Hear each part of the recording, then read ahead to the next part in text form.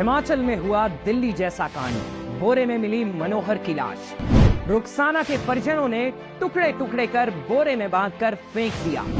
लोगों को याद आया 20 साल पुराना ब्लाइंड मर्डर केस। क्या इस बार सफल होगी पुलिस? जारी है तफ्तीश, लेकिन देवभूमि पर लग गया कलंक। ये इश्क नहीं आसान, बस इतना समझ लीजिए, एक आग का दरिया है और डूब के जाना है। मोहब्बत में प्रेमी जोड़े जाति धर्म जैसे सामाजिक बंधनों से ऊपर उठकर साथ जीने मरने की कसमें खाते हैं, मगर नतीजा क्या निकलता है? ऑनर किलिंग, लव जिहाद और न जाने क्या क्या। किसी भी बड़ी घटना से सबक लेकर समाज को सीख लेनी चाहिए, लेकिन कलयुग में इंसान का भेष धारण किए हैवानों को कौन समझाए? किसी इंसान की जिंदगी छीनने में उनका कलेजा भी नहीं कांपता है। ताजा मामला चंबा जिले के सलूणी का है। बीते शुक्रवार को आईआरबी के जवान गश्त पर थे। इस दौरान ग्राम पंचायत भांदल में उनकी नजर एक बोरी पर पड़ी।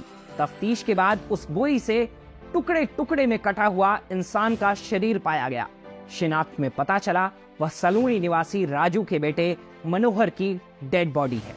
फिर आगामी तफ्तीश की गई, तब मालूम हुआ कि मनोहर मंगलवार यानी 6 जून से ही लापता चल रहा था। परिजनों ने गुमशुदगी का मामला भी दर्ज कराया था और इस बात की आशंका भी जताई थी कि प्रेम प्रसंग के कारण से ही उनका बेटा लापता हुआ है। डेड बॉडी मिलने के बाद पुलिस मामले की जांच में लग जाती है। अब जानकारी सामने आई है कि मनोहर रुखसाना नाम की लड़की से प्रेम करता था।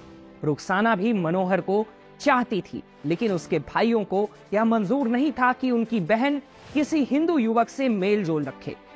ऐसे में उन्होंने प्लानिंग के तहत घर जा रहे मनोहर को बीच रास्ते से ही उठा लिया और उसकी हत्या कर शव के कई टुकड़े किए। फिर उन्हें बोरी में बांधकर जंगल में बहते नाले में पत्थरों के बीच दफना दिया।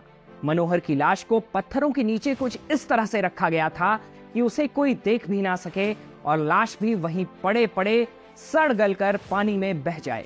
अब चंबा एसपी मामले की दुर्दांतता और सामाजिक संवेदनशीलता को देखते हुए खुद इस पूरे प्रकरण पर नजर बनाए हुए हैं। उन्होंने प्रेस कॉन्फ्रेंस कर सामाजिक सौहार्द बनाने की अपील की है और जानकारी देते हुए बताया है कि 2 युवतियों और 1 युवक को इस मामले में गिरफ्तार किया गया है और आगे की जांच जारी है। वहीं मृतक मनोहर के परिजनों का आरोप है कि इस घटना को मुसाफिर ने अंजाम दिया है। मुसाफिर मनोहर की प्रेमिका रुखसाना का चाचा लगता है। मनोहर के घर वालों की माने तो मंगलवार की रात को मुसाफिर ने मनोहर की हत्या की और लाश को फेंकने के बाद बुधवार सुबह अपने वृद्ध पिता शरीफ मोहम्मद की तबीयत खराब होने के बहाने से उन्हें लेकर टांडा चला गया। ऐसे में उसकी गिरफ्तारी भी नहीं हो सकी है। अब तक की जानकारी के अनुसार पुलिस की गिरफ्त में आए शब्बीर नामक एक युवक और रुखसाना रिश्ते में भाई बहन लगते हैं। इस मामले में एक अन्य लड़की को भी पकड़ा गया है, जो कि रुखसाना के मामा की लड़की बताई जा रही है। अब पुलिस इस मामले को गंभीरता से ले, ये हमारा अनुरोध है, क्योंकि इससे पहले सलूणी में ही साल 2004 के आसपास इसी तरह के एक मामले में संजय कुमार उर्फ संजू की हत्या हुई थी। संजू भी किसी मुस्लिम लड़की के साथ प्रेम प्रसंग में था। ऐसे में उसे भी मार दिया गया था। लेकिन अब करीब 20 साल बीत जाने के बाद भी ना तो उसकी लाश मिली है और ना ही कोई अरेस्ट हुआ है। मगर अब ताजा मामला सामने आने के बाद एक बार फिर से लोगों को संजू प्रकरण याद आ गया है। हमारे देश में आए दिन हो रहे लव जिहाद और ऑनर किलिंग जैसे मामलों में हिंदू लड़के या लड़की की हत्याएं की जा रही हैं, मगर इस सब पर सख्त कानून नहीं बन पा रहा है।